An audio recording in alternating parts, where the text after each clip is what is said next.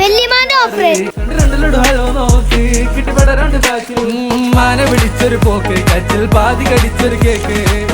വിളിച്ചൊരു പോക്ക് കച്ചിൽ സംഭവം നമ്മൾ വിചാരിക്കണവരല്ല. നല്ല റിസ്കി ടാസ്ക് ആണ്. മേത്ത് നിറച്ച് ഉറുമ്പട കയറി ട്രൗസറിനുള്ളിലും കയറി. ഒന്നും പറയണ്ട, ഞാൻ സ്വർഗം കണ്ടു.